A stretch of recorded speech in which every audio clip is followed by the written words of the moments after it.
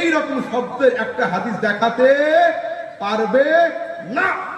কিন্তু আলহামদুলিল্লাহ আমাদের কাছে সরাসরি হাদিস রয়েছে, তাতে তারাবি 20 রাকাত, কিন্তু হাদিসটা হলো যায়ীফ।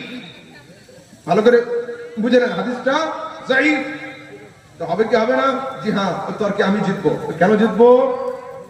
আমার পকেটে একটা ছেঁড়া টাকা, ভালো করে বুঝেন, আমার পকেটে ছেঁড়া টাকা আর আপনার পকেটে জাল টাকা হলো। ছেঁড়া টাকাটা 100 টাকার নোট ছেঁড়া আছে, ওটা যে দোকানে বাটা হয় ওই দোকানে দিয়ে দিলে 5 টাকা কেটে নিয়ে 95 টাকা দিয়ে দিলে, এর নাম হলো জয়ীফ। হাদিসটা দুর্বল, কিন্তু ওর দ্বারা সওদা হবে। আরেকজনের পকেটে 4-5টা 500 টাকার নোট, কিন্তু সবগুলো জাল, তো থাকা না থাকা সমান।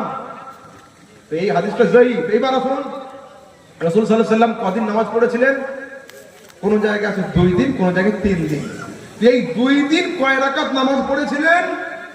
তো সরাসরি ইবনে হাজার আসকালানী আল ইসাবা কিতাবের মধ্যে লিখছেন আন্নাহু সাল্লা বি20 রাকাতান। রাসূল সাল্লাল্লাহু আলাইহি ওয়াসাল্লাম এই 2 দিন 20 রাকাত তারাবি পড়েছিলেন। সরাসরি আল ইসাবাতে লেখা রয়েছে। সেহেতু তারাবির নামাজ হলো 20 রাকাত।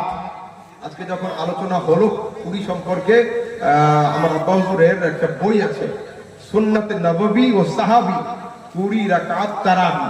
বইটা যত সম্ভব আমার ব্যাগে 20 পিস আছে, আপনাদের যা প্রয়োজন হবে নিয়ে নেবেন, ঠিক আছে? আমি এক জায়গা থেকে আনছিলাম, 50 টাকা করে দাম ওটা। জি, আপনি কিছু বলছেন?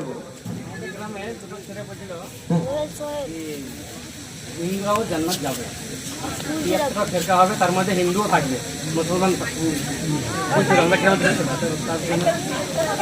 আচ্ছা ঠিক আছে বাবা, মোবাইল ধরে বন্ধ করো তো। ফেরকাতে হিন্দুরাও থাকবে। আচ্ছা ঠিক আছে, মোবাইল অফ করতে বলো।